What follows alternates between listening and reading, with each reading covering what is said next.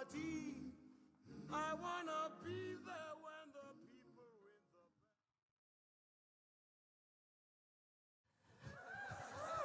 bell. Good evening, everyone. It's such a great pleasure to be here. Thank you so much for having me. My name is Obakeng. I'm from Rustenburg, born in a small village called Obakeng. Where I live, it's part of 29 villages under the Obakeng Nation.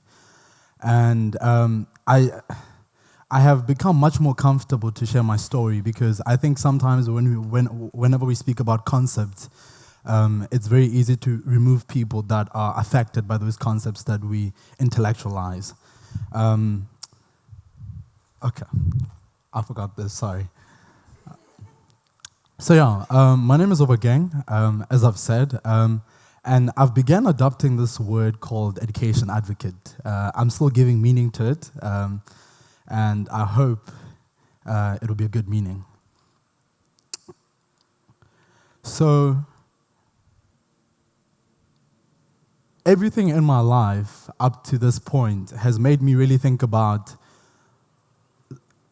moments that I've been really hopeful about my life, whether it has been either out of just the sheer notion that we all ought to be objective. I mean, we all ought to be hopeful, or like there was really something much more deeper that was undergrounding or underpinning that hope. And I have really concluded that hope is very fundamental, or maybe is central with the idea of despair. That the most actionable, the most powerful form of hope is one that you get after you have wrestled with despair. You have been broken, you have really dared greatly, as Brene Brown would put it. And I really like that idea because it also puts an element which I think is very critical whenever we speak about what we hope for, which is action.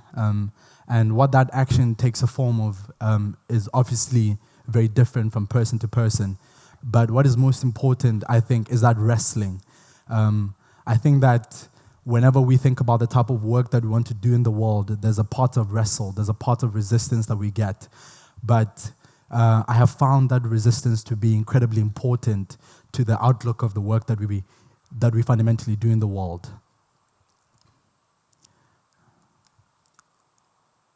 So I would like to share a story with you. So this is me. I was about 10 years old at this point in time. And I had gone to a community gathering where our king gives what is an equivalent of his State of the Nation address. So because we have a kingdom that has over 80% of the world's platinum. So upon our king's father buying the land and realizing that we have 80% of the world's platinum, obviously everyone was happy.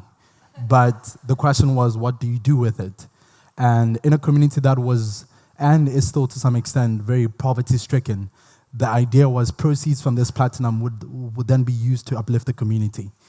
And I had gone to a community gathering, and what was really interesting about this one is the king got on stage and began giving a talk. And he paused in the middle, and he asked a rhetorical question. But I really did not take it as one. So I was like, dude, I know the answer, pick me.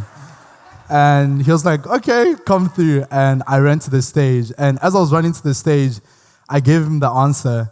And he asked me a question. He's like, young man, if there was anything I could do for you, what did you want? And to be very honest with you, that day was super hot. So I really wanted ice cream, as like most children would. But I remember thinking back to the fact that I am born to a teenage single mother, and my grandmother, pretty much everyone in my maternal lineage, has never had a chance to access quality education. And if you're quite familiar with the nature of how townships are evolving, is that you would typically find that in a township, there's maybe one or two children that do have a chance to go to a fairly good school. So my neighbor was one of those children, and I really used to envy her a lot. So part of the envy pushed me to say, you know what, I would really love to go to a school where I could learn how to speak English. I thought it was quite important to somewhat have a command of it. And I don't know if you would call it chance or what, but at this point in time, I really could not read for meaning. And whenever you read statistics about 7-8% of grade 4 students not being able to read for meaning, I was part of that group. And so much of what has happened in the years after that was part of playing catch-up, which is what I think happens when we fail to invest early, is that we're putting other kids at a disadvantage of being structurally excluded if they're not able to meet the bar. And I could not find a better word to be able to capture that notion except for this saying that says that the later in life we attempt to repair early deficits, the costlier the remediation becomes. And I think back to say, you know what, I wonder what my life would have looked like if I had been in a position where I was able to read by the time that I was in grade 4. Because the first book that I ever read was then now moving forward, after I had asked the king to send me to a school that I could learn English, 2 years later, they then formed a partnership with a school down in Cape Town. It's a fairly known boys' school. And from that, we did a bunch of aptitude tests, which I'm pretty sure I failed all of them. I don't know how I got the scholarship. And ultimately, I ended up being given a chance as one of 2 boys from the 29 Obakeng villages to come down to Cape Town. And this is where I began my high school journey, which I would say was filled with a lot of promise. And that promise has begun to translate. And here's how it is translated. So I firstly arrived at the school. For the first year, I was mute. And people were just wondering, what is wrong with this kid? Like, why is he not saying anything? Because to be quite frank, I didn't have the command of the language. And something that I think often we miss whenever we grant opportunities, particularly for people who are not so strong in the language command, is the fact that they would have to deal with the academic content and then have to deal with the language. And every single semester, my headmaster would say, if only Obakeng could get a better command of the English, everything else would be better. To be quite frank, that was true. And the first book that I ever read was in grade 8. I had been in a school where, to be quite frank, books were not there. And now you get an opportunity that is so exponential. And guess what? When you get there, it's not about where you come from or you hope that somehow pity will be bestowed upon you. You have to now catch up. And a big part of me being mute was not because I didn't have anything to say. I did want to say something, but I just didn't have the tools to say it. So sometimes investment sometimes just means something really, really small, such as investing in the fact that someone can comprehend something that could allow them to be able to jumpstart their life.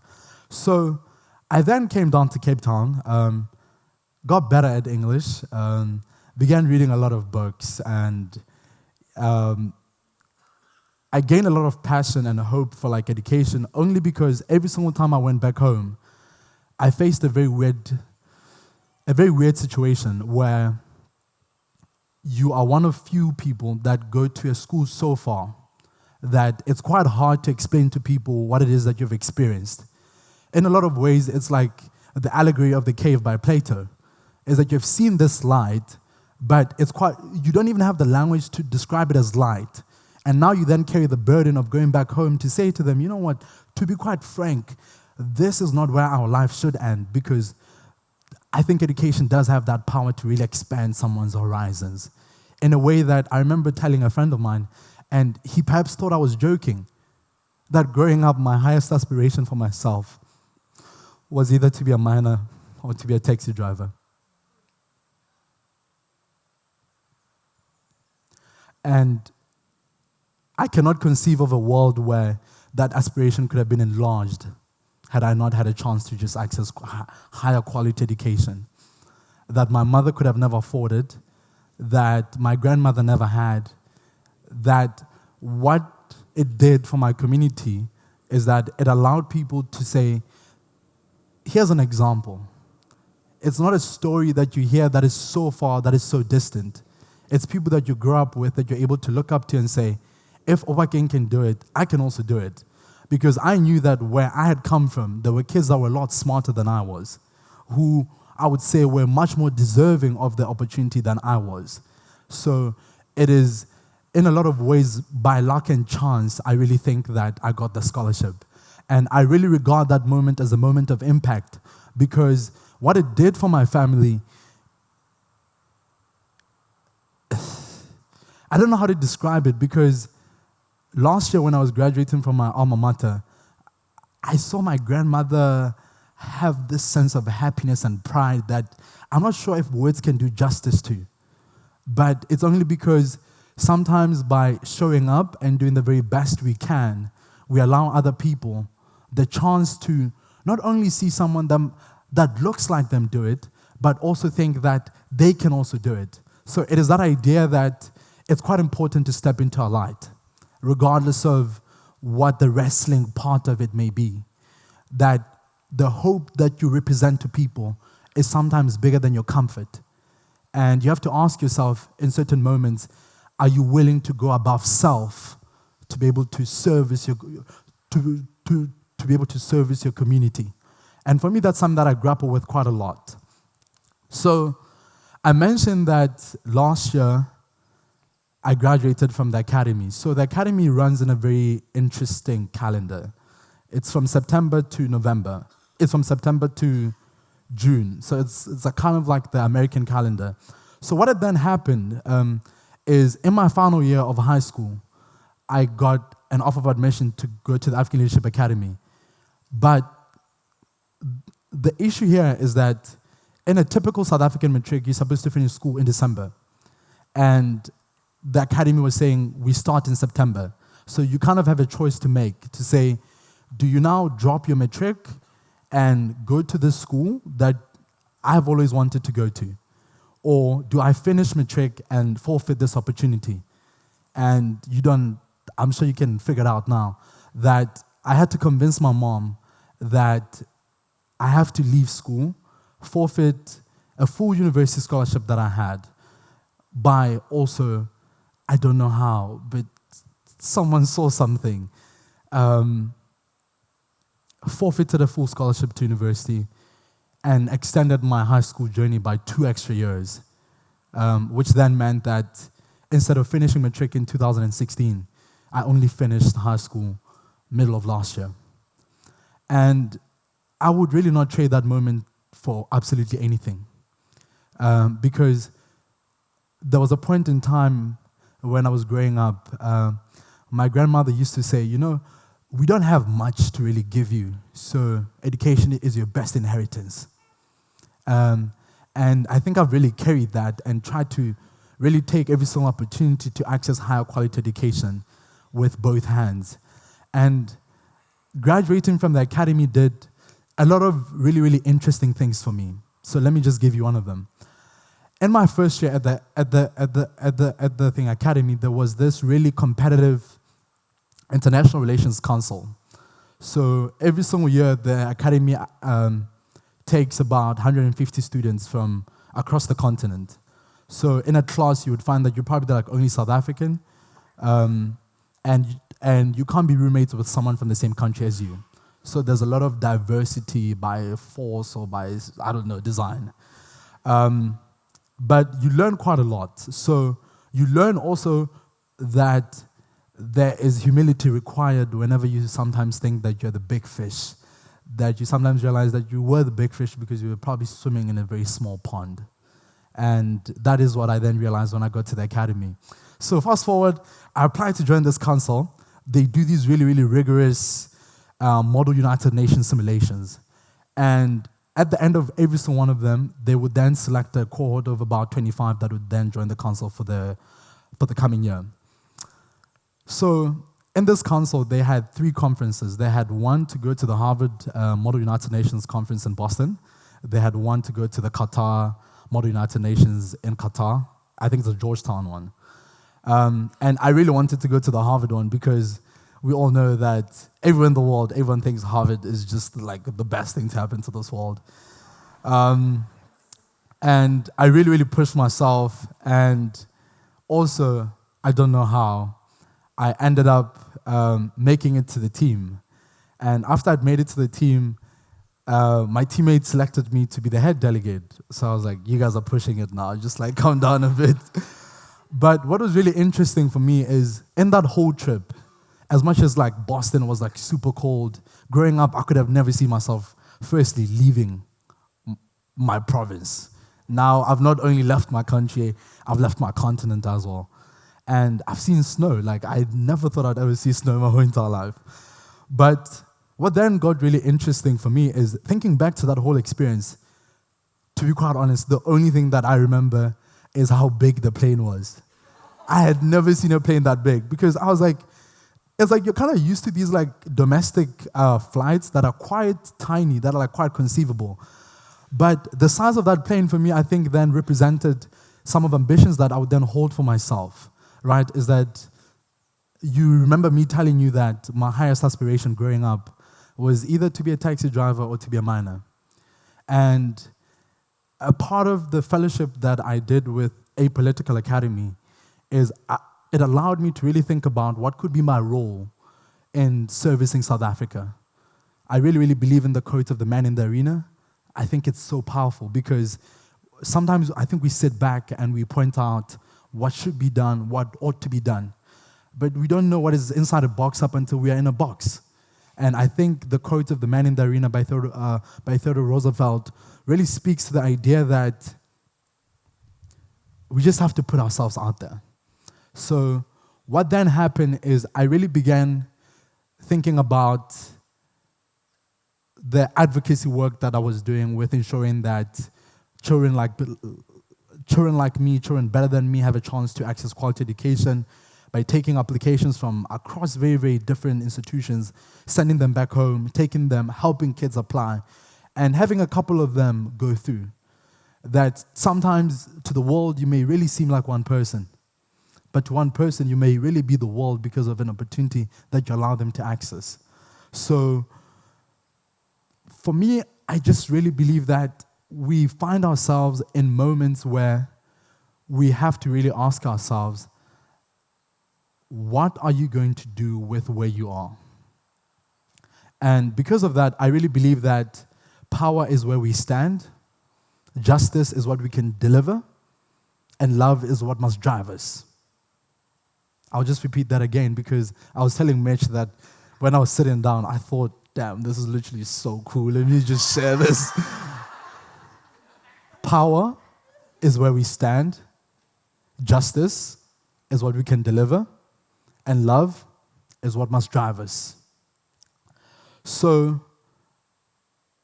the academy also applied, like really gave me a lot of opportunities to the point where I ended up visiting a really historic park in Atlanta, Georgia, which is the Martin Luther King, sort of like historical park. So there's a museum and there's his house there that you can see. And for me, whenever I really think about the type of leadership that I want to see in the world, I really think about people that I really admire, from as simple as my grandmother to the most significant as my grandmother to the most international and far as people like Martin Luther King. And I really love this quote because I think it really captures the essence of what I just tried to summarize there. That power at its best is love implementing the demands of justice. That justice at its best is power correcting everything that stands against love. That I really don't think we can do meaningful work in the world if it's not underpinned by the love for the people that we serve and communities that we serve as well. But the most important thing here for me is those three words, power, justice, and love. I think put them together, we begin to reimagine the world slightly different. So last year, immediately after graduating from the African Leadership Academy, I then decided to take a leave off of school where I really wanted to spend a lot of time thinking about what do I want my legacy to be in the world, which one would say it's quite young to really think about things like that. So I got so it then also made me think, it's quite hard to think that you have time in this country when you see and have buried some of your friends, right? So that idea that you have time begins to really be up for debate. So I had this really, really cool person follow me on Twitter, and she happened to be the organizer of TEDx Pretoria. And she was like, hey, we're doing this really cool thing. Do you want to see if you get TEDx? I was like, what? Like, what am I going to say? And I really didn't feel that I was worthy of gracing such a platform, or just even sharing anything. That every single time I stand to speak to people that I really regard as really smart people, like you guys, I have an imposter syndrome that really eats me up, that I try to really put at ease, but it's always at play. So when this opportunity came up, I thought, what is one thing that has really happened in my life that I think really changed the game, right? And I was sitting at a coffee shop. I was like, enslaved by poverty, education was my liberation. That became the premise of my TED Talk. But only because I think sometimes whenever we speak about quality education, yes, unemployment is very high. Yes, the economy is not as enabling as we'd like it to be.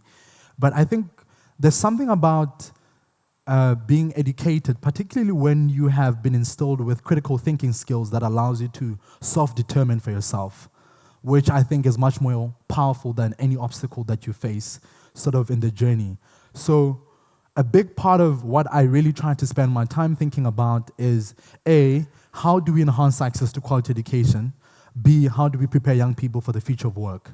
Right? Is that in less than 6,000 days on this continent, we're going to be the biggest continent in the world. And the average age currently sits at around 18, 19. In South Africa, the average age is 26. So a big part of that is thinking about how do we really leapfrog some of solutions that we ought to think that school has to be confined to an institution or like a classroom or like four walls, but really thinking about what are some of the models that we can really take and begin to shift differently. And that has really contributed to some of the advisory roles that I've had the really big honor of serving in, where about 3 months ago we launched the first ever Pan-African network in Nairobi for education leaders. From people who are leading in policymaking, in research, we had ministers, we had really people that we think contribute to every single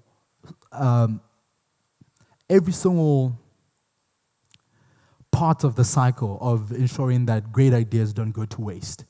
And for me, those are really small but really critical things that that I think are quite instrumental whenever thinking about change, is to think about the type of people that you convene, but also the purpose of why you convene them, and to always keep that as a central part of why you keep on convening. Because sometimes I know that many young people get annoyed with people always convening, but there being very little change that happens post the convening.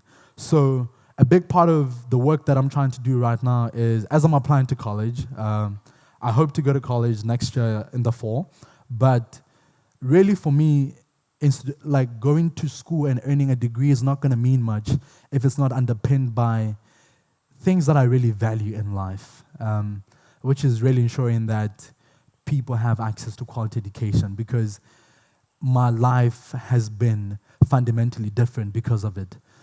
And I just could not be more grateful for people that continuously help. That I was thinking about this other time that I had just applied for a program at the Wharton Business School. It was like a summer program, and I needed money to get there. And I remember going on LinkedIn and messaging probably people that like pretty much look like you guys. So I was like, hey, I don't know you, but I need money for my flights. This is what I'll do in sort of exchange. That I'm like, it's really those moments for me that I'm like, you never know what 100 Rand, what $10, what 10 euros does for someone, because so much of my life has really been efforts of people that I have never met. genuinely never ever met who say, you know what, kid, I'm going to bet on you. And that has really allowed me to say, regardless of the catching up that I've had to do, I do it with so much more confidence because I know that I have a community of people who support me. That I'm like, sometimes whenever we think about supporting children, the best thing that we can really do for them is just to be there. Right? It's not about movies, it's not about vacations, it's just presence. I think to honor a child with your presence is to allow them to really come full circle in terms of development. That for me, the world has really been my most supportive community. That I bet you not, if you went into my LinkedIn inbox right now, you would find so many people that have supported me in ways that went as small as giving me my first internship at an advisory firm in Philadelphia, things that I could have never really imagined, to people saying, I'm going to book a flight for you to come see this thing, to people, families that I'd never met say, do you want to go on a college tour? I never knew that people actually go on these things, that you just think, you know what, you just apply, and if you're lucky, you just get in, and then you'll see the college when you get there. That I'm like, it's really moments like that for me that I'm like, really, power is where you stand. That most of the people that really help me, it's not your most wealthiest families, but it's just really humble people who are just really doing the very best they can with what they have. That I'm like, I'm not sure how many of us undermine what we have, because to someone else, it can really unlock a very different world. I'm about to wrap up soon. And when you get into the communal space of my alma mater, there's this really powerful saying that I think really underpins even the founding of the academy, that you should never doubt that a small group of thoughtful and committed citizens can change the world. Because indeed, it's the only thing that ever has. That today you convene as 250 plus people, tomorrow you're convening even more people, only because of the type of mobilization that you're able to do within a small community. That I owe my life, at least I know that, to people that have supported me along the way. That my life will not be complete if I don't pay it forward for someone else. Even if it's just one person, then hoping that other person does it for someone else. That I really believe that movements come as a result of individual people, the power of one, being able to instill so much hope within a people, having battled and wrestled with despair, to be able to mobilize and begin to have a different movement form. And I think it's quite appropriate for me to finish this talk by just really saying to you that I went from someone who wanted to be a miner and a driver to possibly thinking about myself as a future leader of some of the world's biggest international organization, to a possible president of this country.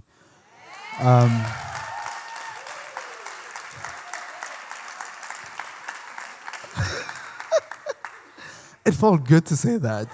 It really did. It felt amazing to say that. But really, I hope that there's something that you're able to pick up in my story. I cannot prescribe what it should be or what it ought to be for you. But if one thing is, whenever you're thinking about the work that you do, regardless of how small or big you may think it is, just know that there's a child that is very grateful for that work. That coming in this morning, I was quite surprised to hear that people actually go to the extents that they do to think about problems that affect us as people. Because sometimes you find yourself in the corner of your village and you feel forgotten. You feel that the world does not see you, that you're invincible to it. And today I felt seen. So thank you so much.